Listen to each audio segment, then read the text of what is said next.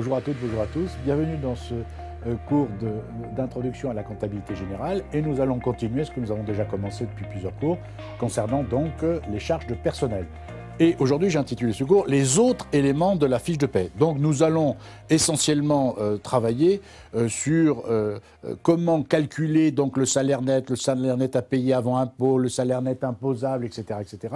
et le salaire net à payer pour pas qu'il y ait d'ambiguïté, que ce soit très clair. Alors c'est vrai, comme nous l'avons vu dans un cours précédent, que ça apparaît sur les fiches de paye, mais là, l'intérêt, c'est que ça vous, du moins j'espère que vous le comprendrez comme ça vous fait une synthèse là-dessus.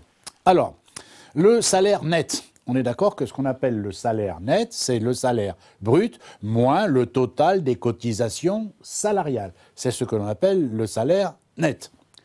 Ensuite, ne confondez pas donc ce salaire net avec ce que l'on appelle le salaire net à payer avant impôt sur le revenu. Alors là, comment on fait? C'est le salaire brut moins le total des cotisations salariales. Entre parenthèses, c'est comme si je vous disais, on commence par le salaire net, très bien, moins les avantages en nature, moins alors les éventuels avantages en nature, moins les éventuels acomptes qui auraient été versés pendant l'année, moins les éventuelles oppositions, autrement dit les fameuses saisies-arrêts sur salaire s'il y en a, et plus, bien entendu, le remboursement de frais professionnels à ne pas confondre, bien sûr, avec des primes. Bien sûr, pourquoi la différence étant que les primes, éventuellement, s'il en existe, elles montent au niveau du salaire brut, et ça veut dire que le salarié et éventuellement l'employeur vont payer des charges sociales sur ces primes et seront imposés fiscalement sur ces primes. Tandis que là, nous sommes dans le salaire net à payer avant impôt sur le revenu. On repart du salaire net, on retire les avantages en nature, les acomptes versés, les oppositions, mais par contre, on rajoute des frais professionnels. Et vous voyez que ça veut dire que donc les frais professionnels, le remboursement des frais professionnels ne subissent pas, bien entendu, ne subiront pas ni des cotisations salariales et patronales, ni, bien entendu, de l'impôt sur le revenu. D'accord ? Une petite remarque tout de même, les saisies-arrêts ou les oppositions sur salaire ne peuvent intervenir, bien entendu, que suite à un jugement. Autrement dit, c'est pas l'employeur de lui-même ou un individu X ou Y ou un organisme X ou Y qui peut exiger une opposition, une saisie-arrêt sur le salaire d'une personne physique. C'est suite à un jugement que le juge donc ordonne en quelque sorte, parce que c'est comme ça qu'on peut le dire, à l'entreprise, et donc l'entreprise ne peut pas se soustraire à l'ordre de saisie-arrêt qui a été prononcé par un juge. On est bien d'accord. Là, il ne faut pas essayer de dire que l'employeur va essayer de ne pas faire de saisie-arrêt parce qu'il connaît bien ou il aime bien le salarié. Non, non, ça n'existe pas. S'il y a un jugement qui ordonne une saisie-arrêt, l'employeur est obligé de faire cette saisie-arrêt. Soyons bien clairs. Mais simplement, ce qui se passe, ce qui faut être bien clair, c'est que cette saisie-arrêt ne peut intervenir qu'après un jugement, bien entendu. Donc, salaire net à payer avant impôt sur le revenu, et maintenant le salaire net imposable. Alors attention, là, ne confondez pas tous les éléments. C'est important, bien sûr, le SNI, le salaire net imposable, puisque c'est le salaire qui va servir de base au calcul de l'impôt sur le revenu du salarié dans la catégorie salaire et traitement. Attention, ça c'est ce que j'ai dit. Indépendamment de son salaire, une personne physique, donc un salarié, peut avoir d'autres revenus. Là, il s'agit donc du salaire net imposable. Donc, c'est là-dessus que les impôts vont calculer une partie de la totalité des impôts dus par ce salarié. Là, il s'agit des impôts, ça va servir de base aux impôts sur les salaires et traitements. On est bien d'accord ? Très bien. Donc, on part du salaire net. J'ai bien dit du salaire net, ça c'est ce que j'ai dit. Ce que je n'ai pas dit. Je n'ai pas dit on part du salaire net à payer avant impôt sur le revenu. Non, on part du salaire net tel qu'il avait été défini au départ, on est bien d'accord, c'est-à-dire le salaire brut moins les charges sociales salariales, c'est le salaire net. On rajoute la CSG et CRDS non déductibles, ça je vous l'ai déjà expliqué, rappelez-vous, c'est la part de la CSG-CRDS qui a été déduite ou qui fait partie des charges sociales salariales, autrement dit, qui a été déduite du salaire net, mais qui reste imposable quand même. Autrement dit, ça veut dire en français que vous allez être imposé sur un montant supérieur à ce que vous avez touché sur votre salaire net, lié à la non-déductibilité d'une partie de la CSG et de la CRDS, et y compris, nouvelle règle depuis le début de 2019, y compris la part de CSG et CRDS non déductibles sur heures complémentaires et sur heures supplémentaires. D'accord ? Plus on rajoute la part patronale des charges de mutuelle. Je vous rappelle aussi, alors ça c'est déjà depuis plus longtemps, que la mutuelle est obligatoire maintenant, et il y a une part salariale et une part patronale. La part salariale, bien sûr, est déduite au niveau du salaire net, il n'y a pas de doute. Elle n'est pas imposable, il n'y a pas de doute. En revanche, est imposable la part patronale des charges de mutuelle. Là, dans le cas d'un examen, pas de souci, vous avez une vraie fiche de paye, c'est marqué, il y a une ligne qui s'appelle mutuelle, part salariale, part patronale, d'accord ? Et on retire en revanche, ça aussi c'est nouveau, ça a existé comme dirait l'autre, puis ça a été supprimé, puis ça vient d'être rajouté, les heures complémentaires et supplémentaires non imposables, d'accord ? Donc c'est-à-dire que maintenant, pour faire simple, les heures supplémentaires ne sont plus imposables. Par contre, la CSG-CRDS sur ces heures supplémentaires, elle est restée imposable. C'est pour ça qu'on rajoute CSG-CRDS non déductibles, donc sur le salaire, mais aussi sur, bien sûr, les heures supplémentaires. Mais par contre, le montant des heures supplémentaires n'est plus imposable. Donc on le déduit du salaire net pour arriver au fameux salaire net imposable. Alors, ceci dit, dans une vraie fiche de paye, vous n'avez pas à le calculer, puisque de toute façon, comme vous l'avez vu dans mon cours quand je vous ai présenté un modèle standard d'une fiche de paye d'un salarié non cadre, une fiche de paye standard d'un salarié cadre, de toute façon, tout est déjà rempli.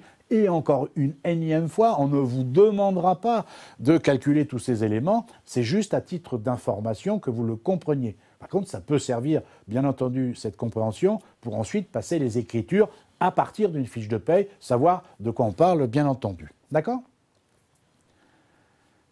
Maintenant, nous allons donc étudier la dernière partie, le salaire net à payer. Alors, encore une fois, il ne faut pas confondre le salaire net, il ne faut pas confondre le salaire net avant impôt sur le revenu, il ne faut pas confondre le salaire net imposable, et il ne faut pas confondre le salaire net à payer. Parce que alors, le salaire net à payer, là, c'est facile à comprendre, c'est le montant que l'employeur va vous verser à la fin du mois. On est d'accord ? Donc ça, il s'agit du salaire net à payer avant impôt, moins l'impôt sur le revenu prélevé à la source, moins le PAS, le prélèvement à la source. On est d'accord ? Ça, c'est le salaire net à payer. Okay ? Je vous rappelle encore une fois que le salaire net à payer avant impôt, d'accord ? On le redit encore, c'est le salaire brut moins total des cotisations salariales, autrement dit ce qu'on appelle le salaire net, moins les avantages en nature, moins les acomptes versés, moins les oppositions sur salaire, plus le remboursement des frais professionnels. On est bien d'accord ? Donc, salaire net à payer avant impôt,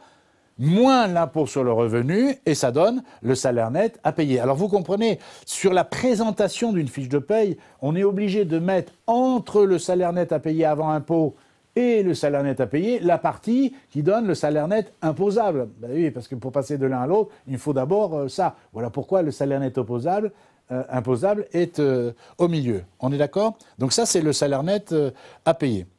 Quand même, une petite précision, parce que comme c'est nouveau, c'est intéressant peut-être d'aller un petit peu plus loin, concernant donc le prélèvement à la source. Alors, on est bien d'accord, je vous en ai déjà parlé, on est bien d'accord que le prélèvement à la source, il est maintenant devenu obligatoire depuis le 1er janvier 2019, que c'est la Direction générale des finances publiques qui transmet à l'employeur, pour chaque salarié, le taux à appliquer sur le salaire net avant impôt dont je vous parlais tout à l'heure. Autrement dit, ça veut dire que c'est l'employeur qui devient désormais un collecteur d'impôts, comme de la même façon que l'employeur est toujours un collecteur de charges sociales. On est bien d'accord. Ben là, c'est exactement le même principe, sauf que c'est une collecte qui sera à reverser par l'employeur au service des impôts.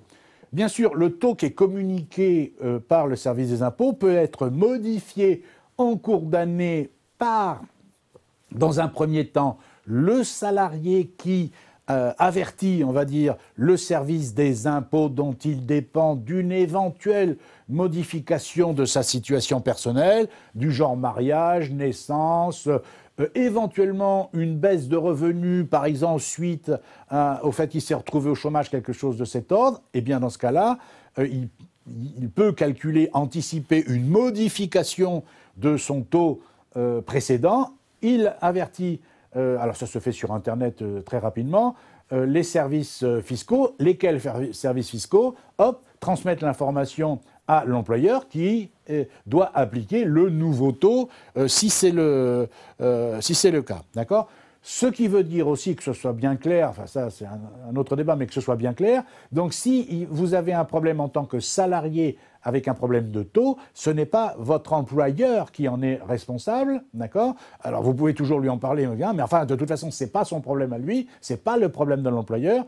Si vous n'êtes pas d'accord avec le taux qui vous est prélevé, il faut s'adresser aux services fiscaux dont vous dépendez. L'employeur ne fait qu'appliquer ce que les services fiscaux lui disent de faire. Ce n'est pas la peine d'insulter l'employeur là-dessus. Lui, il a, très honnêtement, sur ce coup-là, en tout cas, il n'y est strictement pour rien. Donc, c'est le service des impôts qu'il faut contacter, soyons clairs. D'accord ? Bien sûr, inutile de vous dire que le taux de prélèvement à la source applicable pour un salarié relève du secret professionnel, donc l'employeur n'a pas le droit de communiquer à qui que ce soit ce taux, sinon il peut être évidemment condamné de 1 an de prison à 15 000 euros d'amende, donc que ce soit bien clair, ça ne peut pas être communiqué. Donc voilà, ce prélèvement à la source est indiqué sur la fiche de paie avec la base de calcul, avec le taux, etc., etc. Et l'employeur doit reverser le mois d'après, donc à la Direction générale des finances publiques, la somme prélevée bien sûr sur le mois M. L'employeur doit le verser donc au service des impôts le mois M+1 avant la date fixée par ce même service des impôts. Ça dépend de la taille de l'entreprise, etc., etc. Certains, on va dire, c'est le 15, d'autres, c'est le 18 du mois d'après, ce genre de choses. D'accord ? Enfin, petite précision concernant le mode et la date de paiement du salaire. Alors sachez-le, bien que ça, on n'ira pas vous chercher là-dessus, ça relève plus du droit social. Mais comme on est sur les charges de personnel, il me paraissait intéressant un minimum de vous donner quelques informations. Concernant donc notamment le mode de paiement du salaire, donc le paiement doit être effectué une fois par mois, soit par virement bancaire ou postal, soit par chèque barré, soit en espèces, mais en espèces uniquement si le montant du salaire est inférieur à 1 500 € et si le salarié en fait la demande. L'employeur ne peut pas s'opposer à la demande du salarié à ce jour. D'accord ? Donc ça, c'est ce que dit la loi pour le mode du paiement. Ensuite, pour la date de paiement du salaire. Alors, il ne faut pas confondre ce que dit la loi et ce que vous entendez au café du commerce ou ailleurs. D'accord ? Ce que dit la loi concernant la date de paiement du salaire, c'est qu'aucune date de paiement n'est imposée à l'employeur, contrairement à ce qu'on dit au café du commerce, sauf disposition prévue par un accord d'entreprise ou une convention collective. Ça peut arriver dans certaines professions. Mais c'est pas normalement, aucune date de paiement dans les autres cas n'est imposée à l'employeur. S'il n'y a pas donc d'accord d'entreprise ou de convention collective qui imposerait à toutes les entreprises relevant de la branche de payer à telle date, exemple, le dernier jour de chaque mois, si ce type d'accord n'a pas été signé ou n'existe pas, la loi dit qu'en l'absence donc de précision sur ce point, l'employeur est en droit de payer le salarié à la fin du mois, ou durant le mois qui suit. La seule chose qui est obligatoire, c'est qu'il lui est seulement imposé de payer chaque mois à la même période. Ça, oui, le plus souvent, donc soit en fin de mois, soit au début de chaque mois du mois suivant. Autrement dit, un employeur, s'il n'y a pas d'accord, etc., de branche, tout ce que vous voulez, il est parfaitement autorisé à vous payer, à vous verser votre salaire, par exemple, le 5 de chaque mois. Le seul problème, c'est qu'il faut bien que ce soit le 5 de chaque mois. Pas un mois le 5 et puis le mois d'après le 10, etc., etc. Par contre, il n'a pas d'obligation dans ce cas-là de vous verser le salaire le dernier jour du mois. D'accord? C'est tout chaque mois, mais toujours à la même date. C'est ça qui est le plus important et il doit respecter cette périodicité du versement. On est d'accord? Alors ça se fait souvent par mensualisation, bien entendu, dans la plupart des cas. D'accord? Et le salaire doit être versé un jour ouvrable, sauf, évidemment, si le paiement se fait par virement, parce que là, quand on le fait par virement, peu importe que le jour soit ouvrable ou pas ouvrable, le salaire est versé, il n'y a pas de souci. D'accord? Donc voilà ce que je voulais vous préciser concernant le mode de paiement du salaire et la date de paiement du salaire, sachant que ça, on est bien d'accord, ça dépasse le cadre de l'introduction à la comptabilité, mais ça relève plutôt d'une toute petite partie du droit social. Voilà ce que je voulais dire sur cette partie-là. Je vous remercie de votre attention et donc à bientôt pour la suite du cours. Au revoir.